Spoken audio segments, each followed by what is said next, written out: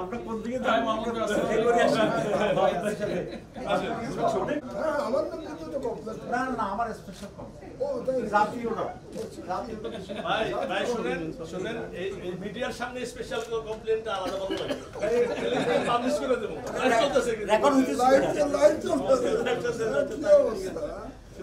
কত বড় হয় খুলনার কত কাহিনী কি বলেন জি হলে আপনার মত অনেক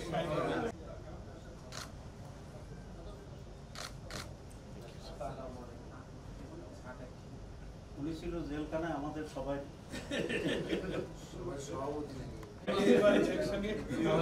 গেলাম কেমন আছো ভাই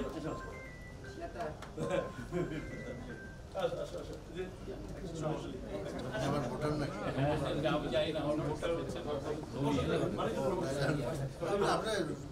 বাংলাদেশের ভোটার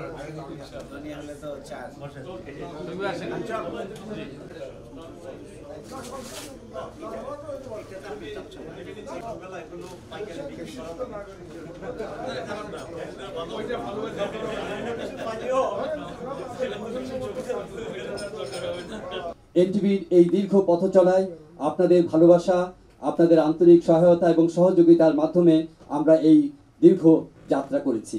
আজ আমাদের সঙ্গে বিভিন্ন রাজনৈতিক দলের নেতৃবৃন্দ রয়েছেন, আমি পরিচয় করে দিচ্ছি।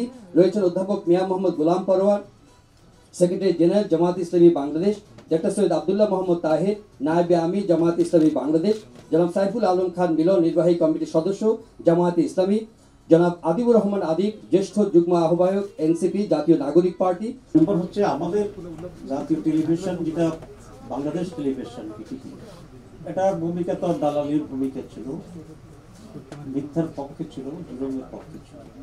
ঠিক সে সময় জাতীয় টেলিভিশন হিসেবে ভূমিকা পালন করছে জাতীয় টিভি এনটিভি। সুতরাং কেউ কেউ বলেছেন যে আবার আমাদের দুর্দিনের জন্য প্রস্তুত হতে হবে বা দুর্দিন আবার আসতে পারে। আওয়ামী লীগ 15 বছরে যা করেছে তার চেয়ে আর দুর্দিন কি হইতে পারবে।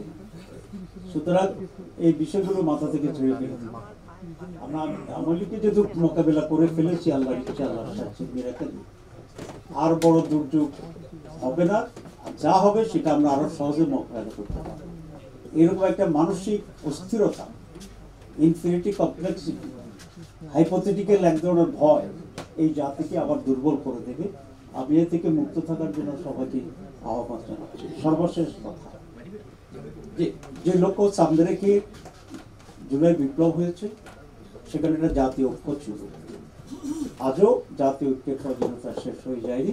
এনটিভি জাতীয় ঐক্য গঠনে বলিষ্ঠ ভূমিকা রাখবে। ধন্যবাদ ব্যক্ত করেই শেষ করছি। ধন্যবাদ ডক্টর সৈয়দ আব্দুল্লাহ মোহাম্মদ তাহেরকে। সময়ের সাথে আগামী পথের যে প্রতিশ্রুতি দিয়ে 2003 সালে 3রা জুলাই যাত্রা শুরু করেছিল, 22 বছর পেরিয়ে 23 বছরের এই গৌরবময় মুহূর্তে আমরা এই মুহূর্তটি উদযাপন করছি। আমরা আশা করছি যে প্রতিশ্রুতি, যে আশাবাদ আমাদের এই প্রতিষ্ঠা বার্ষিকীতে এই বছরটিতে চেতনার যে পরবর্তী বাংলাদেশ, এই চেতনা অর্জনে এনটিভি পাইওনিয়ার ভূমিকা পালন করবে এবং ভূমিকার স্পেক্টর তারা সেখানে কাজে লাগাবে।